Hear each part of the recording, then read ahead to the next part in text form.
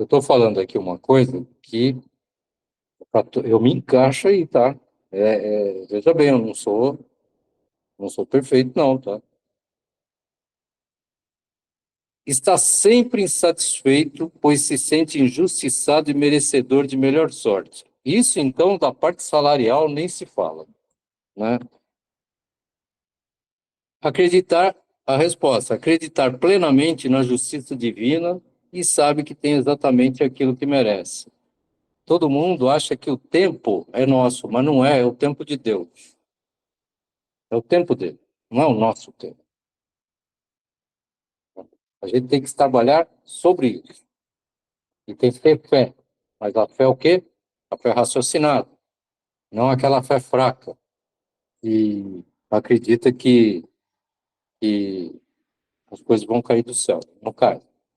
Para isso precisa haver esforço, boa vontade, trabalho no bem, sempre buscando fazer da sua felicidade a felicidade do próximo.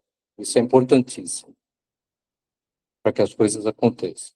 Se não for acontecer naquele momento, existe uma palavrinha mágica chamada resignação, onde a gente tem que aceitar as nossas vicissitudes como provas e não reclamar. As vicissitudes são lapidações para o nosso espírito. Não esmorecer é uma coisa, não aceitar é outra. O que nós temos é que buscar essa força chamada Deus, que vem lá de cima e que Jesus, o espírito mais iluminado que pisou nesse planeta, veio falar: pessoal, façam isso. Acha que perdão é para os fracos. Quem é forte mesmo arruma um jeito de se vingar. Ele chama isso de fazer justiça. Resposta: saber que engolir o orgulho e perdoar é a verdadeira virtude. A vingança só o iguala ao ofensor. Por quê? Porque quando temos confiança em Deus, o que vale é a justiça divina, não a justiça dos homens. A Sandra acabou de falar aqui a respeito da indulgência. Nós não temos o direito de julgar ninguém. Você pode não concordar, mas julgar não.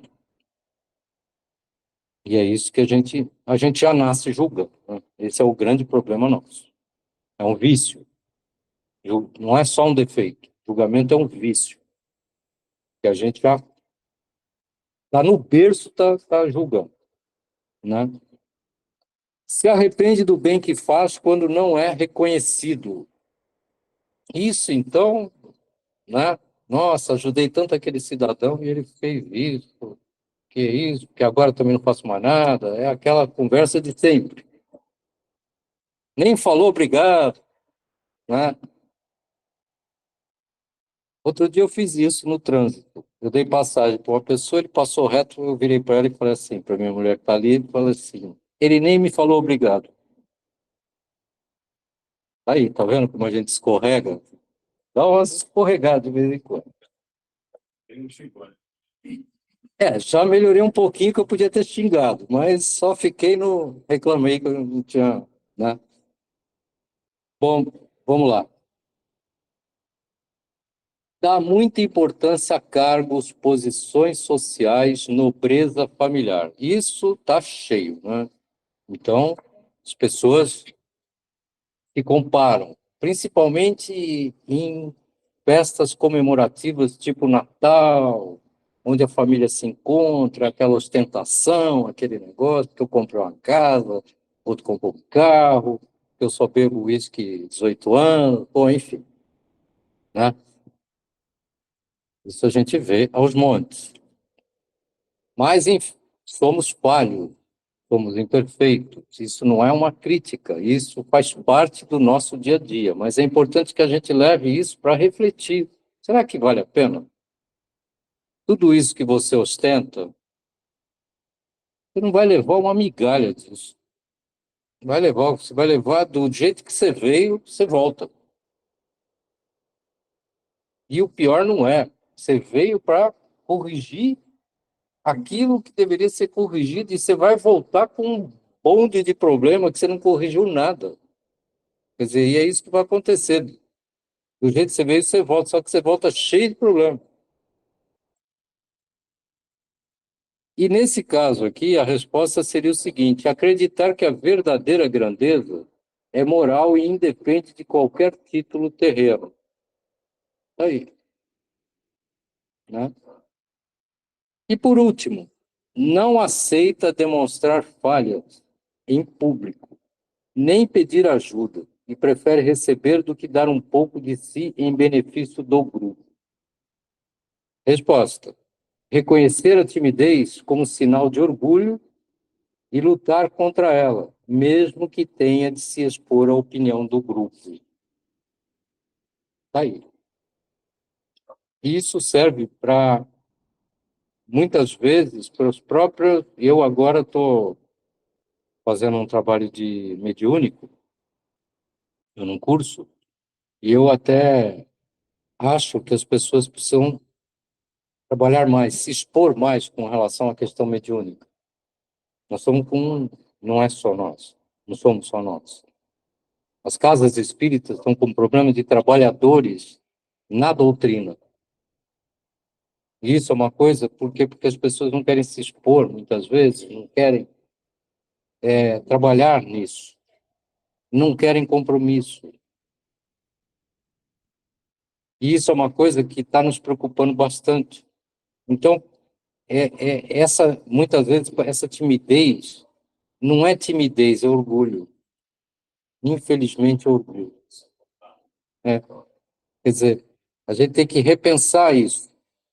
O orgulho, ele tem facetas que a gente nem imagina. E nos faz, muitas vezes, até nos acovardar em determinadas situações.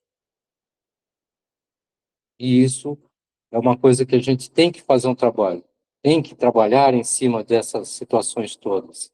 Essas 12 questões são questões onde a gente tem que refletir bastante com relação ao nosso comportamento. É claro, somos imperfeitos, vamos continuar errando, mas o importante é que façamos essas correções. É importantíssimo que a gente faça isso.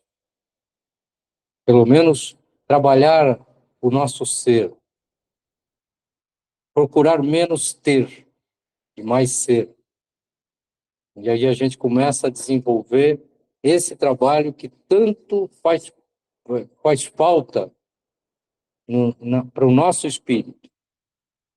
Viemos esse planeta para evoluir, não a passeio, mas para evoluir. Para encerrar, peguei 3 situações aí, 2 ditas por Emmanuel, o espírito de Emmanuel, que é era o mentor do Chico, e uma do espírito de Caibar Schutel, o bandeirante do espiritismo, aqui da região de Matão. Uma delas, Emmanuel fala o seguinte: tornai-vos praticantes da palavra e não simples ouvintes, enganando-vos a vós mesmos. Sabe o que é isso? Tira o espírito da letra. Quando você pegar um evangelho, procura interpretar esse evangelho de maneira do seguinte: poxa, o que eu estou fazendo? Eu não estou fazendo nada, eu preciso praticar isso que está escrito. Isso é tirar o espírito da letra. A gente buscar o que Jesus realmente queria dizer com tudo aquilo e que a gente teria que fazer.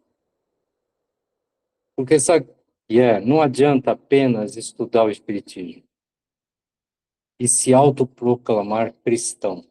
Não adianta. O que a gente precisa é colocar atos e pensamentos no nosso cotidiano, pautados em tudo aquilo que Jesus veio trazer para a gente. Transformar os nossos defeitos todos em qualidades morais. É isso que a gente precisa fazer. Não vamos sair perfeitos disso, mas podemos, quando desencarnarmos, chegarmos lá um pouco melhores, pelo menos. Uma outra frase, dita por Emmanuel: mas é preciso que a perseverança produza a obra perfeita a fim de ser perfeitos e íntegros, sem nenhuma deficiência. Isso também dito por Emmanuel.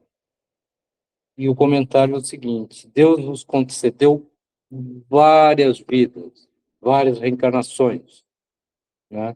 Porque é impossível você conseguir evoluir em uma vida. A gente não consegue melhorar em uma vida, né?